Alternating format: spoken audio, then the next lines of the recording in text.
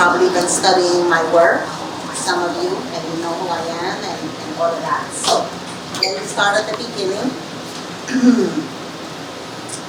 So graffiti, or street art if you will, has been around since the dawn of man, since we could scribble on walls and spray paint our hands onto cave walls. We've been doing it. The modern day graffiti started in New York in the late 1960s, 68, 69, you're taught about those stories. And these are some of the very early graffiti in New York City, which was just tagging. There was a lot of females doing it. There were Barbara 62, Eva 62, you can see their names there. A couple of Dominican girls that got up more than most guys. The guys were not willing to admit that. So most of the history of the women graffiti writers through the 1970s was pretty much lost. A lot of girls wrote graffiti, but after a couple of years, everyone gets a life, they grow up, they have to move on. By the time I came along, let's do this thing. In 1979, writing graffiti at the age of 15, there weren't any other girls left. I was the only female writing graffiti out of like, what, 10,000 guys in New York City or something like that. So I was a novelty. And being a novelty meant that everyone was talking about me, everyone knew what was going on. You know, but I had to, you know, back it up with artwork, with real talent. So much, you know, pretty face can open some doors and get invited to parties and be down with things, but you gotta back it up with talent. So I started off as any toy did, just tagging up, learning how to do the insides of the subway trains, sneaking into the train yards, into the tunnels, and sneaking out of my mother's house in the middle of the night and going to the very worst neighborhoods of New York City. Yeah, of course, she waited up and cried, and, you know, it was a miserable home life, but I had to sneak out and be a rebel and do what I had to do. I had a couple of sisters, and they were normal girls. They listened to and did what they were told. No, I had to jump out the window and go be a rebel. So, as it's said that, you know, good girls rarely ever make history. So yeah, I was a bad, out of control teenager. But at the same time, I was starting to paint on subway trains. This was going on. Top to bottom, whole cars, end to end, that's what they're called. Takes all night to do that, and you gotta have skills. So when I came along, that is what I strived to do. Beautiful whole cars slicing through the city that was somewhat destroyed through the 1970s. The city didn't have money, everything went downhill. And then these creative kids come out of the ashes of the South Bronx, of uptown Manhattan, painting on subway trains. Kids your age, 14, 15, 16-year-olds, inventing street art. It's now the world's biggest art movement, but remember, it was started by teenagers, sneaking out and painting subway trains like this. It's incredibly exciting, seeing your name roll by and the doors open, people get in, people get out and such, and you're jumping like a 5-year-old. I got away with it, I did it, I did it. Importantly, it was pitch black, freezing cold, you're stoned out of your mind, and the lines were still straight. So that is like really awesome when you see it in the daytime and everything fell into place. Sometimes not so much, you're like, oh God, I didn't do that. But no, all your friends know you did that and they're all laughing at you. So you gotta make it come off. The pressure is intense. So that's like boot camp for artists. You know, you're painting under extreme pressure, your knees are shaking, your heart's in your throat, and you still gotta perform. Guys are looking over your shoulder, waiting for the girl to fail, and you still gotta perform. That's just the nature of things. This is one of my top to bottom whole cars. Yes, I could barely reach the top of the train, standing on tippy toes if I have a platform. If there is no platform, the train starts at about here. Everything is wheels underneath and undercarriage. And I could only reach like this much on the train, so you literally have to learn how to climb like a monkey. Out the window, out the door, painting upside down, and all kinds of. You can't bring a ladder with you, so you've got to scale the side of the train and stand on a little edge that's 1 inch as you're painting and trying to do straight lines and such. So at the same time as painting on subway trains, on weekends with my little teenage friends and all, I was invited to be in the very first gallery shows. The first exhibit was at the end of 1980. Just when I was still a toy, I had just started, and I was invited to be down on the first group show. A lot of guys, maybe over a dozen of the best, the elite of graffiti writers. the kind of guys who are celebrities, and I would just be thrilled to meet them and get their autograph. No, I had to paint with them. I had to exhibit with them, and I could barely do straight lines. So one thing led to another, one exhibit leads to another exhibit. Before you know it, we're in like PS1, we're at the new museum, we're in all sorts of exhibit spaces, and I was still in high school. I honestly didn't have time for my senior year. I was booked with exhibits and travel and things like that. I had to move on with life, get my GED, and just, you know, join the workforce by being a professional artist. Now, I was going to the High School of Art and Design, hoping to major in architecture, like my real father in Ecuador was an architect. Two of my brothers are architectural engineers in Ecuador. I thought I'd follow in the family footsteps, but nope, that was not in the plan. I had to be a fine artist, an exhibit artist, which is awesome. You know, in architecture and other forms of art, you've got to follow rules, you've got to do the way things are done. In fine art, you're making up stuff, you're inventing stuff. Whatever comes to your little head, you're just doing it, and that was way more fun than having to do drafting and stuff like that. So I fell into the career of being a fine artist. And that is a career, like Picasso and Rembrandt and Van Gogh and all of those old guys you've heard about. That is a career, to be a fine artist. You know, all you do all day long is paint things, whatever you feel like, and if people want to show it or buy it or exhibit it or any of that stuff, it's irrelevant. It's just important that you get it out. You have to say what it is that you have to say. If people don't like it, that's fine, but you said what you have to say. And I have been exhibiting now in galleries and museums for 44 years, since I was a teenager. So I'm well trained in this. Not only exhibiting paintings in galleries and museums where you get complete freedom. You can paint whatever it is you want. Political stuff, social stuff, sick, gnarly, twisted things. No one can tell you boo. When we're painting in the street, and that is now called street art, it isn't necessarily illegal because you get permission from a landlord, so it's no longer vandalism, it's no longer graffiti. So you could be doing the very same exact thing, something gorgeous and beautiful, and if you don't have permission from the owner of the wall, that is vandalism. And the police can take you down. The judge is only asking questions, did you have permission, yes or no? Not asking about the aesthetics or how beautiful was that mural, it doesn't matter. If the landlord comes out and says, oh my God, this is gorgeous, I'm not pressing charges. And then it's all cool. But the city, the judges, the police, they have to do what they have to do. You don't have permission to paint this here thing, no matter how beautiful it is, we're gonna arrest you. So you just get that one little word, permission from the landlord, hopefully in writing, says you have permission to paint this here address. Then you can go off and paint whatever you want. But you are responsible and you have to be thoughtful and considerate of the community. So you can't slap up twisted political stuff or social things or anything that is controversial, because the neighborhood will not have it. The landlord usually asks, I'll give you my wall, but don't do nothing crazy. So, you know, you're limited by what you can put in the street. You put out a political statement, the opposite view can come and destroy it. I mean, that is the nature of public work. It is at the mercy of the public. And it could be 99% of the people love it, but it just takes one crazy person with a bucket of paint and they will destroy your work. So you can't put crazy political messages out there. The only time I can get away with doing a social statement, a political something, activism, is at an art space, a museum or a gallery where they have mural space and they just tell an artist, do whatever it is that you want to do. And then I will do something political. Like this was after 9/11. This was a month after 9/11 in New York City. Artists do what artists do. We grieve on big giant walls. We put all our emotions out there.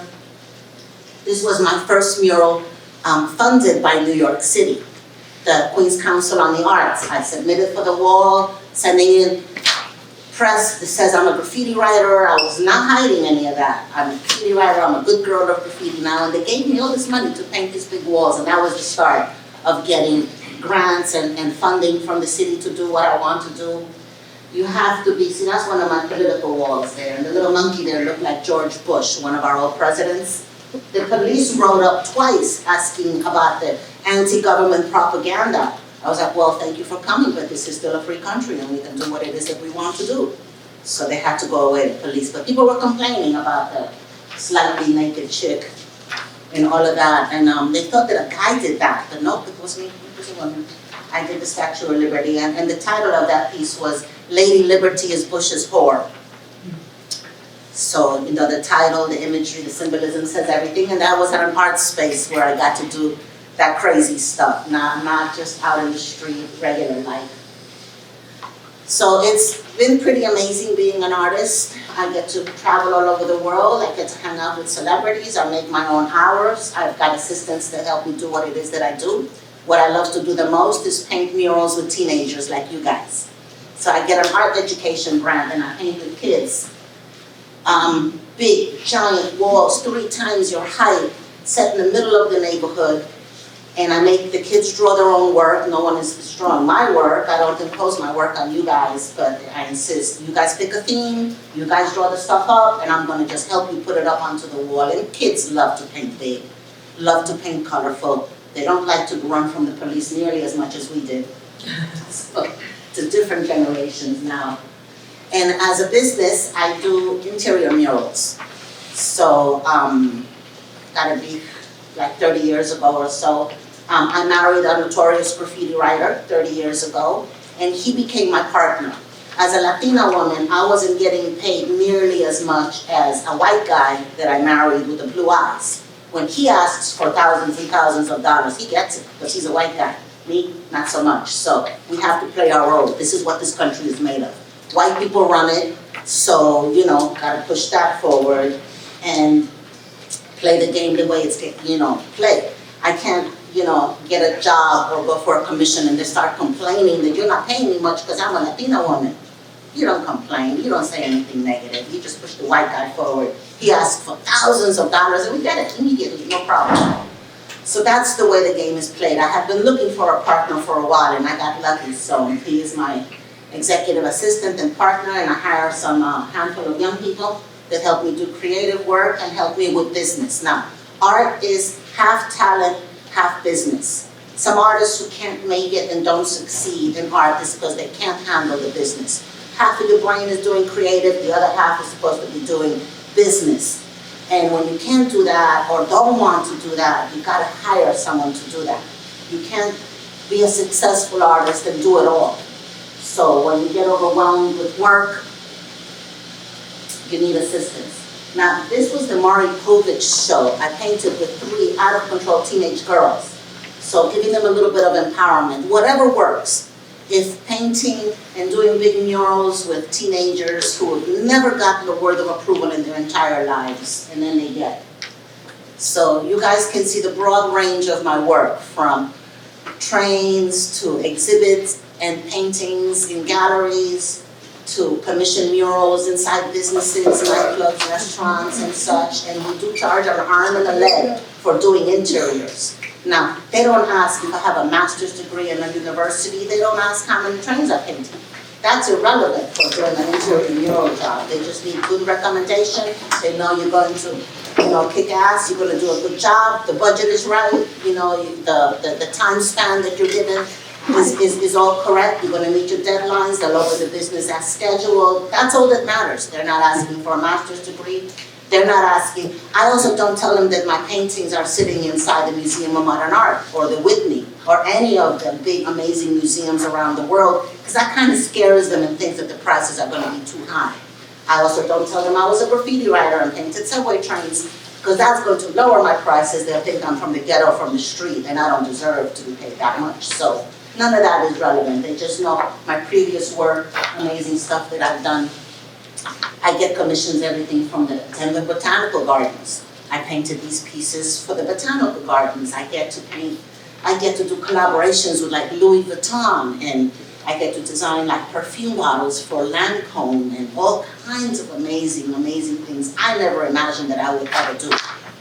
So all these surprises, they come along. I play the lead in one of the first hip-hop motion pictures called Wild Style. And I was your age when I did this film. And it's the very, very first film that linked together breakdancing, rapping, graffiti, MCing, and became the 5 elements of hip-hop. Before then, the words hip-hop didn't even exist. That movie coined that phrase. And I have been typecast into being a hip-hop personality, but that isn't necessarily my favorite kind of music or attitude for that matter. You know, women have no dignity in that movement, so I don't want to have nothing to do with that. So you guys can see the broad range. Not all of it is about graffiti. Some of it is definitely a theme in other ways. That's called Lady of the Leaf.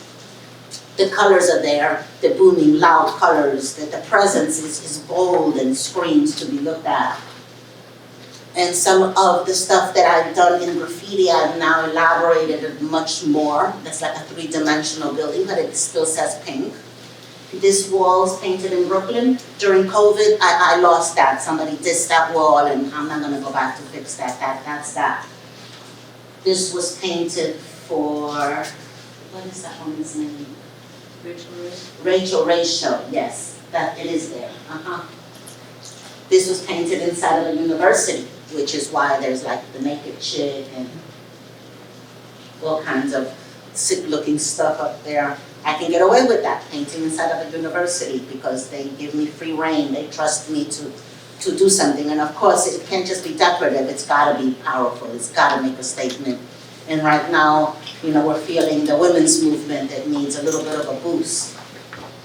That's myself with my husband and my team. We painted that wall for Black Lives Matter in one day. In one day. We're very, very quick. This is an 8-story mural in Kiev, Ukraine. And I painted there before the war. And I don't honestly know if that wall is still there or what has happened to it. You know, there's a lot of destruction in war, so you never know. And these are some of my more detailed paintings. A piece like that is about 7 feet across. It takes me about 2 months to paint that. I mean, every day, little by little, little by little. Graffiti writers, street artists don't have that kind of attention span. We like to finish something in a day, maybe 2 or 3 days at most. But for me to have that attention span to paint something for 2 months, that takes some kind of focus that I don't always have. This is painted for charity. That house sold for like $11,000, all going to charity. And that feels good to be able to help out, to be able to give back to all kinds of, you know, everything from children to people who are homebound and things like that. This is my subway village. I turned subway cars into like a whole little village. I've done 3 paintings and they all stick together, and I'm going to do the entire spin around, and I'm hoping for a virtual room one day where you can walk in and everything's projected and you can walk into a subway village. So I'm going to continue this design going around. And that's what it looked like when you painted trains. We weren't taking photos, we didn't have cameras. This is just for memories, recollection. It's a team effort. You see climbing up, out the window, out the door, all kinds of ways. There's fires, there's things. So this is what I do for my whole life, just being an artist, exhibiting. I know I started out kind of unorthodox, being a graffiti writer for 5 years and running in the subways and all of that, but that taught me confidence, courage, perseverance, how to be a professional, and how to have a career for the rest of my life. That's called marriage. Yes, it is. It's labeled. That's right. Married for 30 years. Yes, we love each other, but there's a lot of that. But you know, we're sticking together. We make a good team. We have our specialties. My husband is a font letter specialist, graffiti specialist. He does that. I do illustrate everything else. So everyone's got their thing. He's the accountant. He's the computer expert. I'm computer stupid. All I can do is real artwork with my hand. So I would love to hear questions from you guys. You guys have been studying me, you've learned a little bit. You must have questions. I want to hear it. What didn't I cover? Raise your hand and just ask me questions. Go ahead. Yes, back there. When was your most recent artwork? My most recent artwork, in what way? Graffiti. So I work in my studio like 7 days a week. My assistants come in for 3 days, and I paint all the time. What's this? What are we in, November? Mm-hmm. October, I went to Turkey on an archaeological tour, did not paint. Before then, I did a 2-story building in Berlin, the outside of our urban art museum. It's a corner spot, so it's like one side of the building 100 feet, other side of the building another 200 feet, 2 stories high. I did that with my team in about 7 days. So in that urban art museum, that's going to be there for 3 years.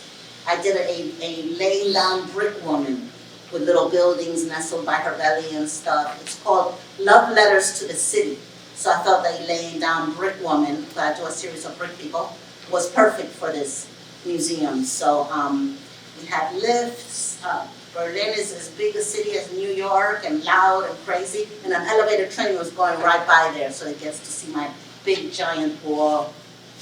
That's one of the things I painted, but you know, I paint all the time in my studio. There's always canvases and artwork going up. So that is some of my latest work. More questions, please. Yes. Who inspired you? What made you want to do I started writing graffiti at 15. When my very first boyfriend was arrested, he was my boyfriend from ages 13 to 15. So for 2 years, we were really tight. He got grabbed for tagging up in the neighborhood, and his family sent him to go live in Puerto Rico. So there was no way to come back at that age. You don't have airfare or money or anything. So he was lost to me. I started tagging his name around in middle school. And then his best friends started teaching me real style, because it isn't random letters. Everything has a rhyme and reason. You can tell what borough you're from in New York, or you got Brooklyn style, you got Bronx style, Queens style, everything with letters. The nuances are so precise. Now you can tell what country somebody's from. Oh, you're French. Oh, you're from Australia, by the way you handle your letters. It's so perfect. You have to practice, practice, practice before you can put it up on a wall. You know, so I was taught, I was you know, schooled into proper letters, but that was in middle school. And then I went to the High School of Art Design. That's in the middle of New York City, and kids from every corner come there. You gotta show a portfolio to get in, so it's talented kids. And I met like around 300 graffiti writers in that school. And some of those cats knew how to get into the subway trains. See, you have to know how to go in, where to go, so that you know you can do this safely. Kids have died doing subway graffiti, so you gotta know how to go and do it right. And then the bug hit me. It's like, you know, you get up, and then you get fame, and then you get addicted to fame. You know, you want everyone to know who you are and stuff. So, you know, and then I got addicted to the fun.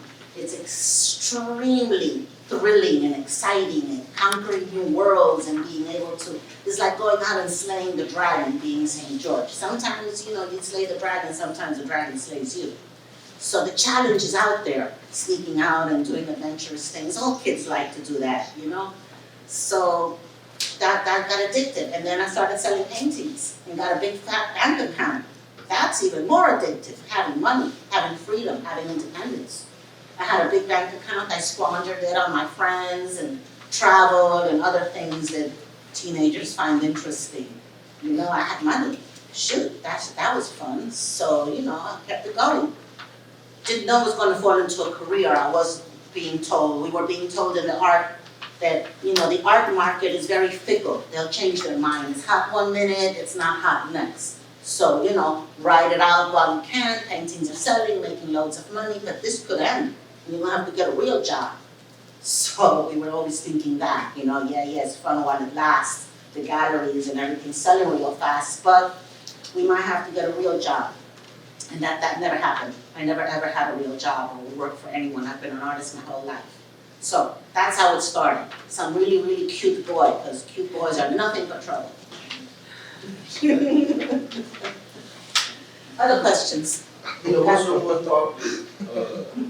most popular graffiti drawing you got? The most popular graffiti drawing I've done? Yeah.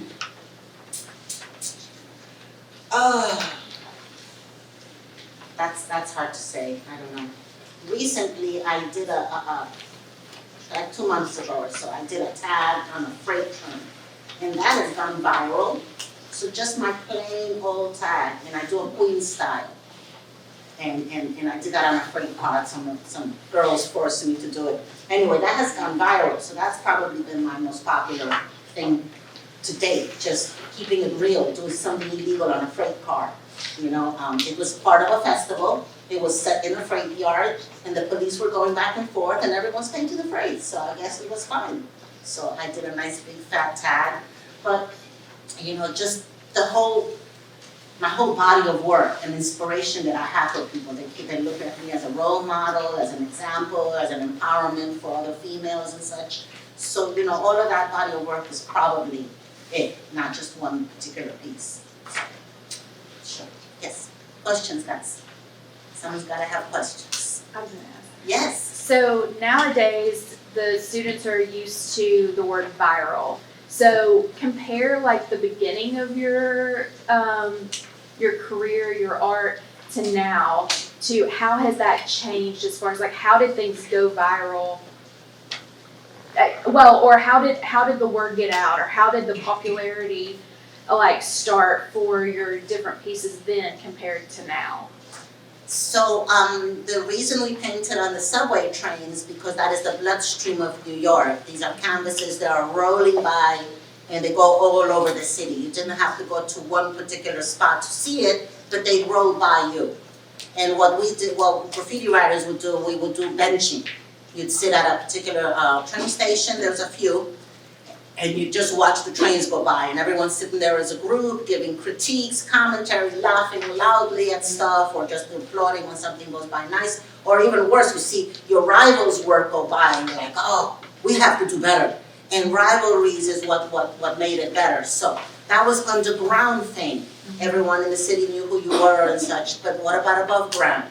When we started to go to the galleries and exhibit spaces like that, the media, the press, the Village Voice ran a huge page article on us, and so it was always the newspapers and the magazines and even television, the old-fashioned way of that. And then in the 90s, there started some graffiti magazines, actual magazines, and they circulated even as far as Europe, how graffiti infected Europe. The books, the magazines and such, and those are classic now. So, you know, you do one piece, it gets into a magazine, and so many more people have access to it. But then once computers came out and the internet and all of that, then there was a lot of cheaters. People who only did one piece and then they circulated 1,000 times, and it looks like, ooh, you're very prolific. But that was only one piece. So you do graffiti or street art for 5 minutes, and then market it and distribute it and send it out on the internet, and you look like you're amazing and such. So it's a little iffy there, you know, but there was no such thing as going viral. I was well known all over the city for being a novelty, the only female that had the nerve to infiltrate the boys club, you know, and the more I was told, oh, you can't do that because you're a girl, the more I was like, well, watch me, I'm gonna show you how it's done. I was tiny little thing, just all mouth, but backed it up with some talent. So, you know, you can't be all just mouth. So that was the viral moments and such back then, was the actual newspapers, to make the newspapers, but in a good way. Not like it took 6 cops to bring them down. No, not like that, but in a good way. And that's how I encourage emerging artists. You know, try to make the newspaper, like, just donate a mural, paint a nursery, old people's home, paint something in the public, make the newspaper in a good way, and that leads to other work and more, you know, and such. So that's the way you get your name known out there. More questions, guys? Yes? Did you get caught and got in trouble? Did I ever get caught for writing graffiti? No, I went to the right places with the right people. Not to say I haven't been in some crazy chases. So on the first date with my husband, we went to paint a subway train together. And this was in '93. And I hadn't been in the subways for like almost a decade, no, since '85, honestly. It's been a long time. I didn't know which place to go. You have to know what fence you can go through or what you can, you know. Anyway, he took me to a new place underneath Central Park, a new construction. I'd never been to the subway tunnel before. It was clean. He said, you have 1 hour to do this. I'm like, what, are you crazy? You know, my time, we had all night. He's like, you have 1 hour, paint fast. So I had a Swiss boy with me, he had a French kid. We were doing top to bottom whole cars, and we were there 1.5 hours. We overstayed our time. Next thing I see is 2 big white guys with walkie-talkies running at me, top speed. You know, I look at the guys to see what they're doing. It was just a cloud of dust. They were already gone. They were gone. And I had already said that I'm 30, I'm too old to be running from the cops, I'm gonna just stand here and get arrested, you guys run ahead. But my legs had different ideas. You see these 2 big white guys running at me, full speed, holding walkie-talkies, and my legs, whoosh. I took off, running down a dark catwalk, smacking into lights, keep running, the catwalk disappeared, I flew into a pile of trash with some soft rats that broke my fall. And then I'm climbing up some girders, some rebar girders sticking out of the cement into some live tunnels up above with the Swiss kid, and there's trains coming in all directions, rails are going like spaghetti, and you're like afraid to step into the rails because you get run over or electrocuted, and we have to find a train station or an exit hatch or something. We pop out in the middle of Central Park from a hatch, and I'm black from head to toe, bleeding from my knees, looking all wild-eyed, and the tourists ran like little frightened deer. They took off. They took one look at us, and we looked like crazy people coming out of the ground. Oh my God. The Swiss kid had the sense to have his wallet and money, so we took the subway train back home. And we had half a car to ourselves. Everybody sloshed to the other end away from these crazy people. So these are the kind of adventures you go. So my husband didn't get caught, I didn't get caught, and I think that was the first time we fell in love and such, but that was a police raid. We escaped, but you know, it happens at any time. There's the vandal squad, that's the graffiti police. They used to do raids like that, put in a train and police pour out and they start grabbing kids who are painting in the tunnels and such. You know, but what they do, the vandal squad, they're shady cops, they work in gray areas. So they get like flimsy warrants from a judge and then they raid people's houses, fishing, looking for a crime. So they raided my house 2 times in 10 years for no reason at all. So, you know, the first time was pretty gnarly, but then the second time they came 10 years later, they raided my house with a SWAT team. Dude, I go into my hallway and there's stormtroopers coming in with the clear shields, the helmets, guns drawn, they're filing in my hallway, and I'm like this, hands up, don't shoot. They had already arrested my husband, they made stuff up. So they took everything and everything that they could lift. All my spray paint, artwork off the walls, books, photos, they took my computers, they took everything out the door. They're like, you know, open investigation, you can hold on to all your stuff. So this is the shady stuff they do, as if it's not hard enough to be an artist. I gotta see the police outside my door, I gotta hire an expensive attorney to clear our names. You know, I wasn't charged with anything, but my husband was. They've seen something in the book and they're like, oh, this looks like that guy's work, let's arrest him. Just like that. Like, you know, wasn't even, so, you know, we spent a pretty penny on an attorney to clear our names, get our stuff back later, but by then, I moved out of New York City. I went to upstate New York, I live in the country now, away from the jurisdiction of the vandal squad, who are dirty, dirty cops. I don't need them raiding my house. I don't need them taking my stuff and messing with my life. You know, it's not hard enough to be an artist, but honestly, I can't be anything else. I'm an artist through and through and through.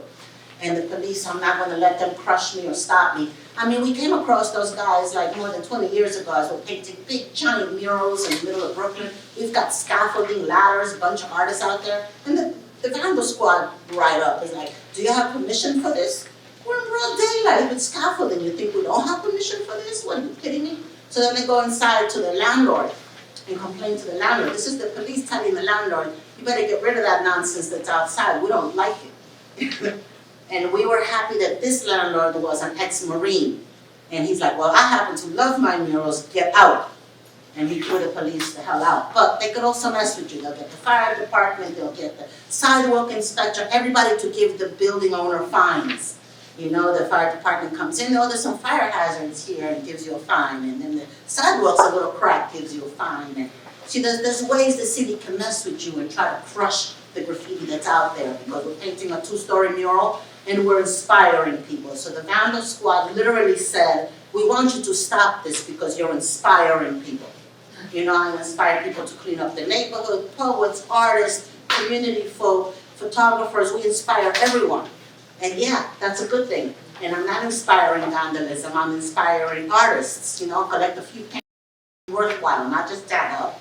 You know, that's the beginning, but you gotta grow up and do more things worthwhile that the community will like you for, and not just, you know, if you want to be a rebel in the middle of the night, yeah, you do that. But if you want to grow up and be, you know, a professional artist, then you got to paint in the daytime and fess up and own up to what it is that you do. All right, I'm rambling. Other questions, I'd love to hear it from you guys, please. So you mentioned you never had to work a real job, and so you started this as a teenager, and so I'm sure it wasn't big money at first. So what was your support system like? Did you have parents that you No, supported? as a matter of fact, I gave money to my parents.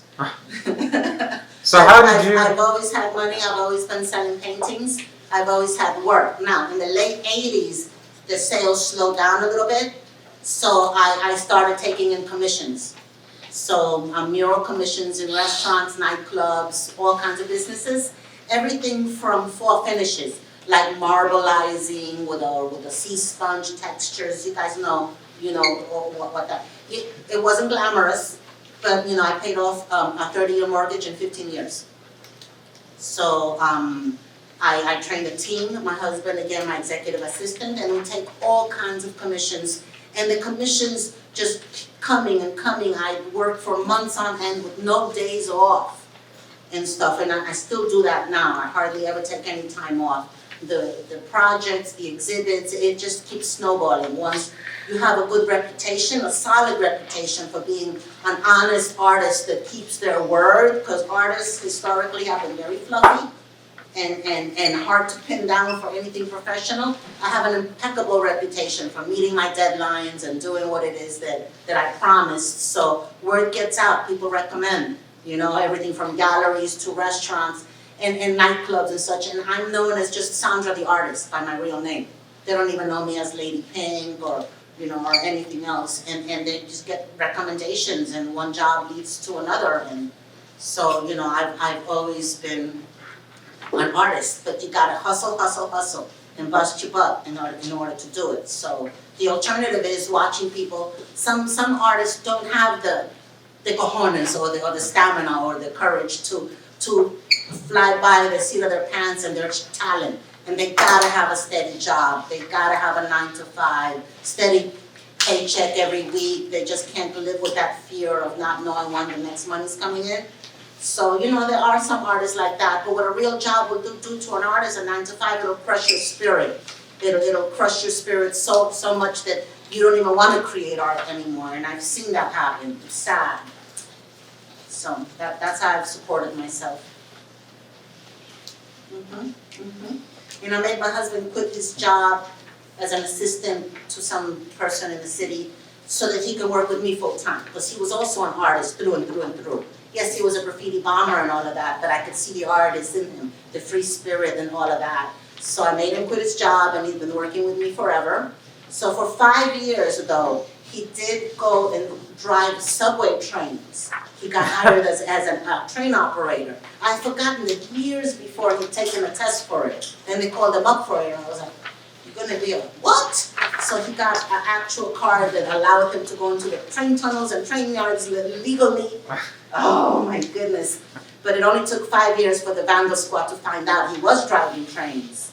And that's how they initiated the raid in our house with the SWAT team. They were like, no, we're not letting Smith drive trains. Hell no. He was one of the most notorious vandals the city had ever seen, and they couldn't prove it.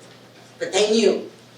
So they had to get the SWAT team and make a big fuss of it and raid us and all of that nonsense because of that.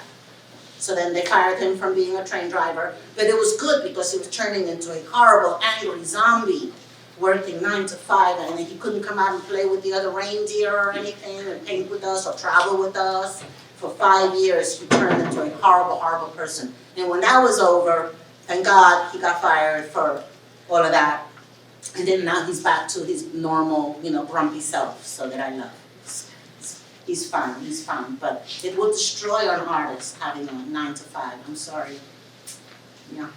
So I hear that some of you guys wanted to know what it was like to be a Latina artist. There's a lot of immigrants here I'm seeing. Where are you from?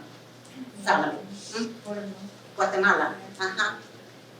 I see that. What other countries are here representing besides Guatemala? Mexico? Good. So any questions, about that? Being a Latina artist, anything?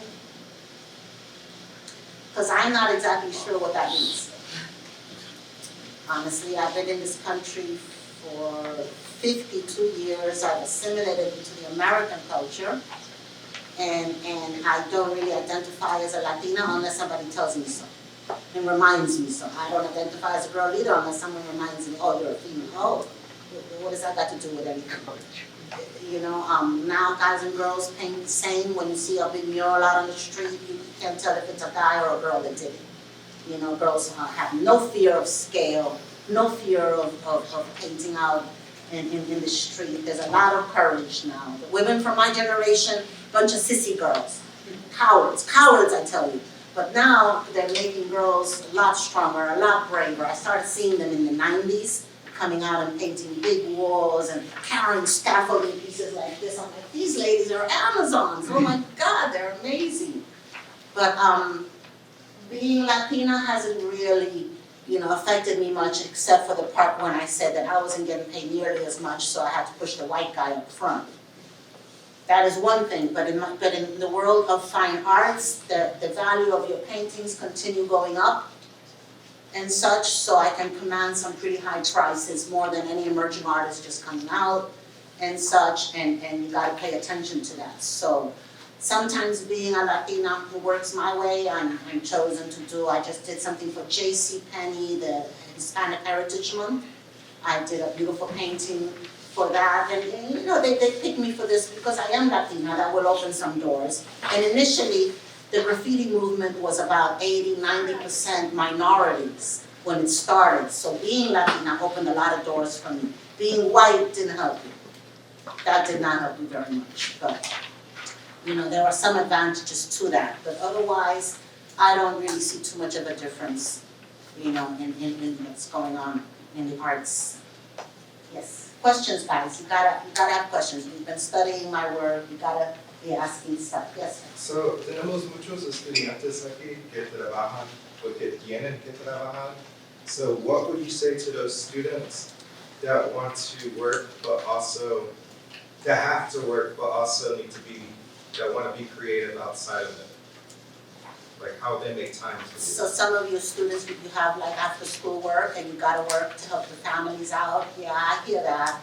So while you are still young, you guys have loads of energy. So I don't wanna hear it that you don't have time to be doing a little bit of artwork or something like that. If you have skills and you're an artist, it is your duty to use your skills and practice, practice, practice.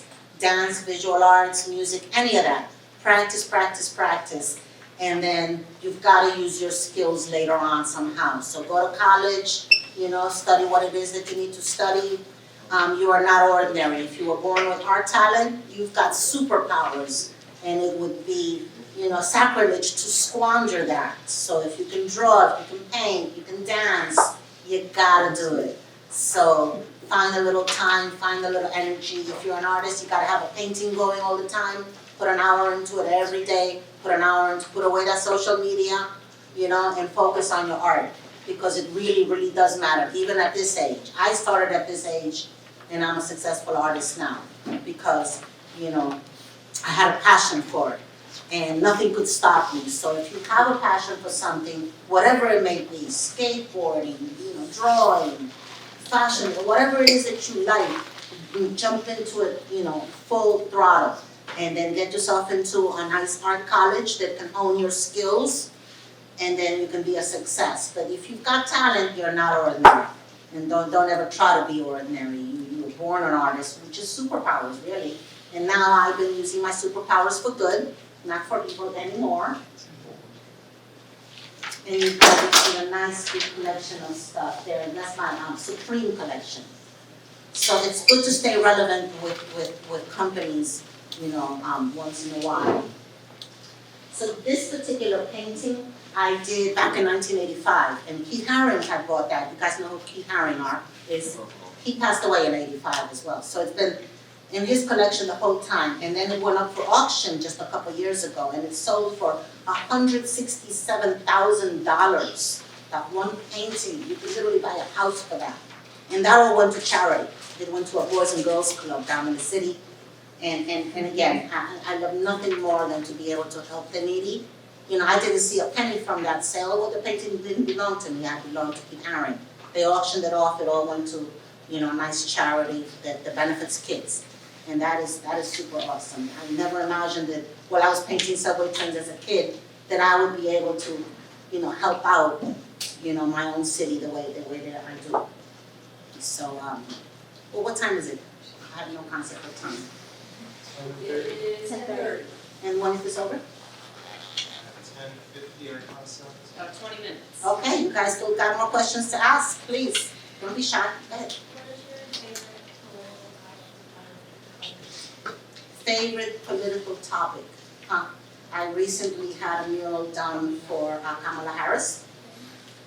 You guys might have seen, I did a gnarly naked Donald Trump wearing a full diaper, tinkling on the Constitution, tweeting nonsense. I did that mural in Miami in 2017. So I like to put my political views out there when I can get away with it. So I did the Kamala Harris portrait outside of a gallery. They asked for it. And then I put it on my social media, on my Instagram, and I got a lot of negative, horrible Trump lovers saying nasty things to me. I've never really gotten so much negative comments on my Instagram. I didn't know how to handle it. You know, I know what to do. So then, first time ever, I shut off the commenting because I didn't need to hear from that. Then these folks started commenting on my other photos and saying, oh, she shut off the comment, the Kamala Harris, but no, we've got more crap to say. You know, Trump, oh my God. So those are my political views. I will say them out there. Artists are the free thinkers. We're the first ones to voice our anger and grief and all of that out there, and then to hell with what people think. So, you know, our country was started by free thinkers, the rebels who made up the Constitution and made up this country altogether. Those free thinkers were like, yeah, we're not having none of that king stuff from Britain. We are going to do our own thing, and that's how this country started, by those rebels. So, you know, I think it's important, for sure. All right, other questions, guys? Since you started out as an independent contractor, basically, like, so was it just cash only business there for a long time, and did you ever run into trouble with the IRS and anything like that? No cash, just checks. Okay. Just checks, but yes, I had I've been living with a green card since I was 16. No, and I don't get to vote. With a green card, you don't vote, but you know, so don't, you know, but you are supposed to pay taxes. I wasn't having that, no representation, no taxes. So I wasn't really paying taxes through my 20s. I ignored that completely. When I married my husband, who's on the up and up, he started filing taxes and all of that. But I've always been getting paid by checks. That's not necessarily cash. I just didn't declare any of it, didn't pay any mind to it. Okay. You know, I also didn't believe in credit cards, didn't believe in marriage, didn't believe in any of that traditional stuff. But eventually taxes, you do have to pay that if you want Social Security later. So, you know, there's reasons for some of these things, but no, I get paid with hefty checks since the very beginning. No problems with the IRS. Yes, question? This is just a selfish question. I would love to know what collections you've done with Louis Vuitton. As far as, I'm assuming it's limited edition. Yeah, I hand painted a sneaker. Yeah. I did a brick texture on that, and then they did a limited edition run of those sneakers. We did a launch in Milan, Italy, and such. You know, that was amazing. That was pretty amazing. I was dying to know. So, and then the other guy who did who exhibited who did another sneaker was Lee. Lee played one of the lead actors in that movie Wild Style from over 42 years ago.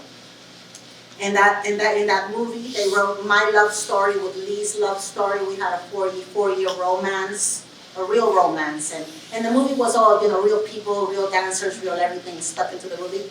So, you know, for 40 years I've been haunted by this guy. We're in the same exhibits, in the same worlds, and now there we are exhibiting together for collaboration with Louis Vuitton. The third artist that did a sneaker was a dead guy. So it was literally just me and Lee, and we've had to become friends and get over all that craziness from the beginning, you know. Anyway, who figured, so. So what are other collabs that you've done? Like with Supreme, we showed that there. Lancôme did a wonderful perfume, La Vie Espelle perfume design, and others. I'm negotiating now with a luggage company Yeah. to do some designs on luggage, but you gotta pick and choose. I did a wonderful collaboration with a weatherman and did some umbrellas. Did a brick design with graffiti all over it on umbrellas and such. Really quality umbrellas though, so. You know, a lot of fun collaborations, I'd say. I can't even remember them all. Was the question there? Yes, honey. What differences and changes have you seen with the culture of graffiti from when you were writing compared to now? So when we started writing in the early 80s, you know, there were ethics, there was protocol, like if you went over somebody, you know, this is what you get to do. You pay someone the paint that it cost them, or you fight it out, or you know, something. But as the 90s came by, and with the change in hip hop music as well, everything was about gangster rap, and so the same thing with graffiti. Everyone needed to have beef. No one was doing anything nice. They were just doing bubble throw-ups, and everyone going over each other, and everyone having beef. You weren't anybody unless you had beef with someone. Everyone's being more macho and wanting to fight over stuff. So the quality of graph, you know, suffered because of the attitudes like that. Everyone going over each other. Why do anything nice if it's going to be destroyed? So, but that quickly, you know, changed. And now it is a mixed bag all over the world, different cities. Some bombers, the guys who just do and such, can't stand the muralist, and they'll go over any mural that shows up. So, you know, you can't even pay somebody to do a nice mural because the bombers are going to come and destroy it. In some cities, they do respect murals and they live in harmony. The vandals are on one side, the murals are on the other side. Why not let artists survive and earn an income with their talent as they should? So, you know, there's battles like that. You know, in the olden days, you went over my work and I came to find you. And we're going to have some dealings here, you know. But artists now, they're coming out of college or whatever, they're painting murals. They do not back up their work in any way. If it gets destroyed, oh well, it's gone. You know, so vandals feel free reign to destroy everything at will because these people are not going to stand up for themselves, you see. So when I sign my murals and my husband signs our murals, we have street credibility. And we have crews, we have connections. I might not come out to find you, but I'm going to send somebody to find you. Drag you out of your house and have a talk with you. So there's difference, you know, all over the world. And then there's like, oh well, I got a wall destroyed in Brooklyn. And do I have to send someone to find these 15-year-olds who did this and then do what about it or just ignore it? And, you know, it's a difficult situation. But yes, people's attitudes have changed over the decades. And around the world, the attitudes also are like that, you know.